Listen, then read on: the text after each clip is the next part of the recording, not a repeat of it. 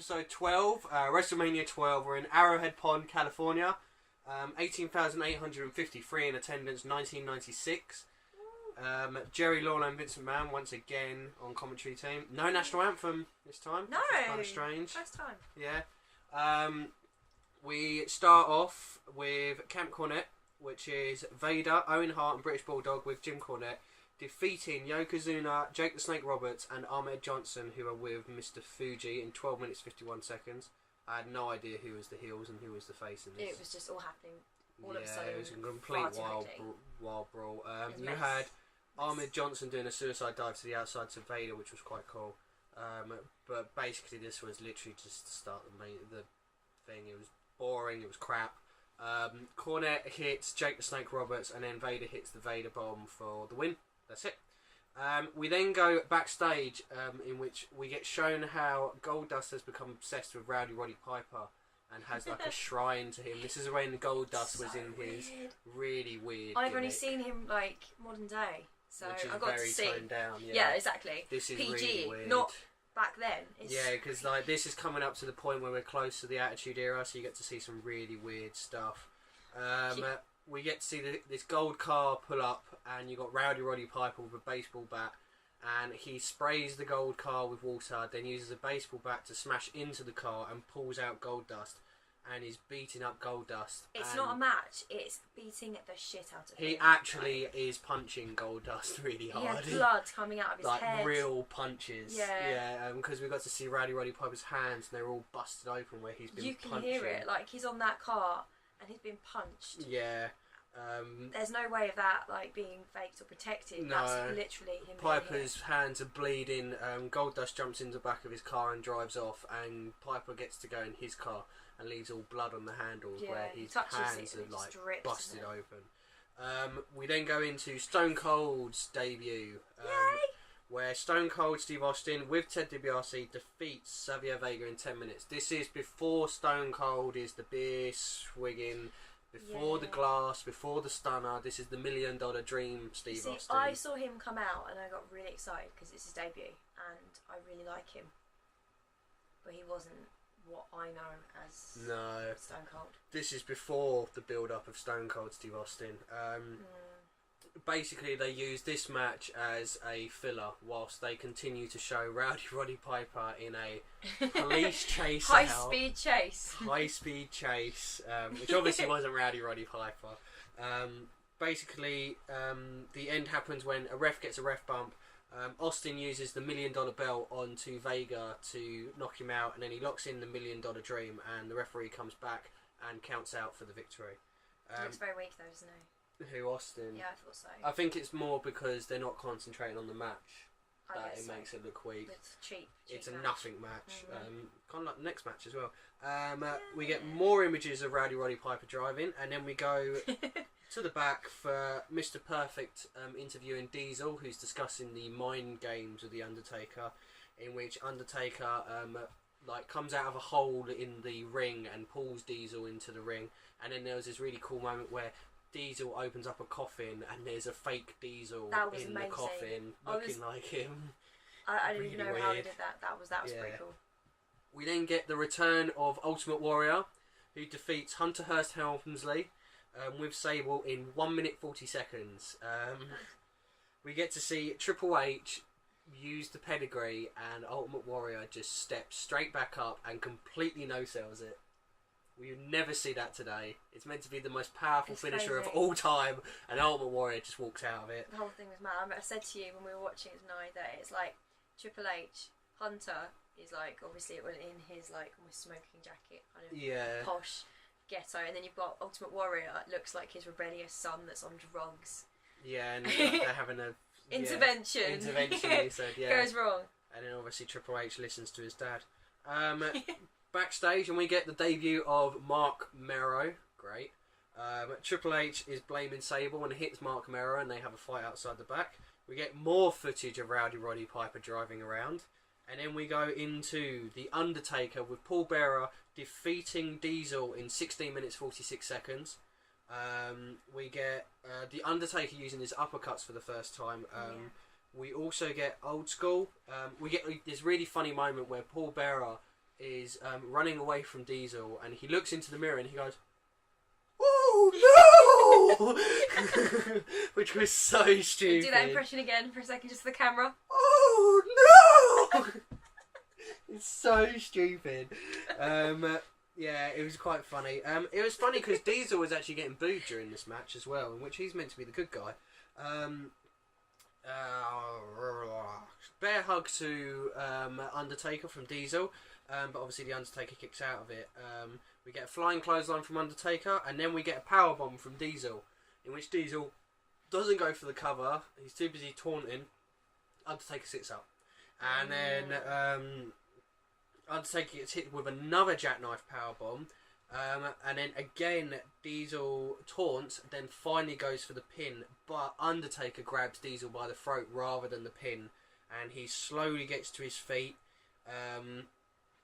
and I think Diesel manages to fight out of it and knock down Undertaker again. So Diesel is towards him, Paul Bearer on the outside, and Undertaker gets up behind him and stands up. One of those wonderful moments when he doesn't really, the opposition does not know that the Undertaker. Yeah, he doesn't know he's up, and he turns around and there's the Undertaker. Undertaker then starts to hit, finally hits the choke slam, and we get the first of the throat slash. That was awesome.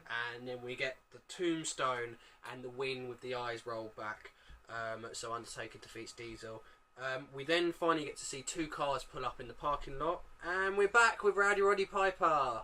Rowdy Roddy Piper defeating Goldust with Marlena, aka Terry Runnels, in 12 minutes 15 seconds in one of the weirdest matches creepy. You're ever gonna see. It was hilarious and creepy at the same time. Yeah, Piper had his hand all bandaged up from obviously all the punches.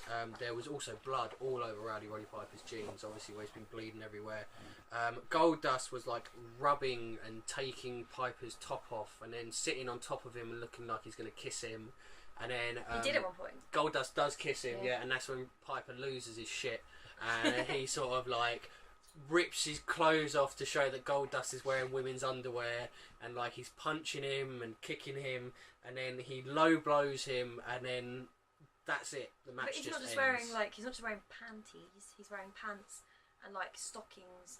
Yeah. And like what do they call them? Things to hold the stockings up, suspenders. Yeah. And like a corset as well. Yeah. It's so weird. So weird. The match just ends. We don't get told we're a winner, but I'm guessing Rowdy Roddy Piper beat him up enough to be the winner. I said it's almost like a little wave, a little hello, because it's the Attitude, Yeah, we're a couple of years from the official start to the Attitude Era, but like, yeah, you can feel it. You can see the difference. You know that the guys are. It's almost like the team behind the wrestling are just like, oh, this is we need to good. give attitude. Yeah, this is good. But then we're going into the main event: Shawn Michaels versus Bret Hart for the WWF Championship in an Iron Man match. So it's going to be an hour long at least. This is the one in which Shawn Michaels comes down to the ring using the what do you call it? Zip wire. Zip wire. He zip wires down to the ring, and he comes in. It's what you'd expect from Shawn Michaels and Bret Hart. It's a great technical match. You get moments in which you get like 5 minutes of fast-paced action, and then you get 10 minutes of them obviously slowing it down because it's an hour long. The ending of the match is really quick and fast-paced, where Shawn Michaels is going for like big moves to get the pin, and then obviously Bret's kicking out, and then Shawn Michaels goes to the top rope and goes for like a crossbody, but Bret Hart catches him, spine busters him, and locks in the sharpshooter with 30 seconds to go. And Shawn Michaels stays in the sharpshooter the whole time and doesn't tap out. And that's the end of the time limit at 0-0. It's still no one. So Bret grabs the title to walk out, but Gorilla Monsoon announces that the match will continue in sudden death. So the first 4 wins. Bret obviously unhappy about that, keeps up beating up Shawn Michaels. And then Shawn Michaels hits a super kick out of nowhere, and both men are down. And then as they both get up, Shawn Michaels explodes with the Sweet Chin music. 1, 2, 3, new champion, Shawn Michaels' first WWF Championship. Yeah, this is also the year in which Shawn Michaels entered the Royal Rumble #1 to earn the right to go for the WWF Championship. He is looking like indestructible right now. Yeah. He's incredible. Like, I'm so glad. I love both these guys. Obviously, I've always been a Shawn Michaels fan, but it's so nice to see a match between two people that are just undeniably like strong. And I think this is talented. I think this is before they actually hated each other in real life. Oh, okay. Oh, really? Yeah. So that was WrestleMania 12. Yeah, 12. Going to our categories. So wrestler of the night. Very, very quick. Okay. It was. Wrestler of the night is Shawn Michaels for me. Yeah. Yeah. I think you got to go with Shawn Michaels. He wins the WWF Championship. It would have to have been between Shawn Michaels and Bret Hart after the big long match. Exactly. But yeah, it's got to be HBK. Match of the night. Final match. Yeah. Has to be. Yeah. It's just, same here. Final Iron Man match. Moment. Moment, as awful as this is, it was in the final match. It was when is it Gorilla Monsoon? Yeah. He announces that it's got to carry on because that blew me away. I was like, yeah, that's the moment. My moment is HBK coming down the zip line. Oh yeah, yeah, it was pretty cool. Just that match just was fine with me. It wasn't boring for 1 second. Yeah, I think like they built the whole pay-per-view around this one long match, and I think it actually worked. Yeah. Unlike the last year's one. Made up for it. Yeah, definitely. Your overall rating? 7. I'm gonna go for just under 4. I'm gonna go for a 4. The last match was really good, yeah, and I didn't mind the Undertaker match, but that was the only really good things that were happening. You know. I mean, I know that's an hour of it at least being good, but yeah, no, I'm gonna have to give it a 4. So that's WrestleMania 12. We got through this quite quick. We are moving on to WrestleMania 13 next. Do you want to know some of the matches in WrestleMania 13? I'd like to have a surprise, but I think the people at home might want to find out. We're at Rosemont Horizon in Illinois. No, I tell you what, you can have a few surprises. I won't tell the people that debut. Okay. There's quite a few people that debut in this one. But we've got 2 big matches. One of them is huge. It becomes huge. The other one is big. Okay, we've got The Undertaker against Psycho Sid for the WWF Championship. Okay. And then we've got Bret Hart versus Stone Cold Steve Austin in a submission match. Okay, and Bret Hart against Stone Cold. I don't want to overstate it already, but this was one of the things that kicked off. Is this proper Stone Cold? I'm not sure if it's definitely. I know he's a heel, but I think this is one of the ones that kicks off the Stone Cold revolution. So that was WrestleMania 30. Forks didn't have a lot to say about this one. No, but he was in the video. So yeah, don't know what his problem is lately. He's been very quiet. But yeah, so join us again tomorrow for WrestleMania 13. I was Bingham, that was Chipmunk, that was Forks. Hope you enjoyed it. See you tomorrow.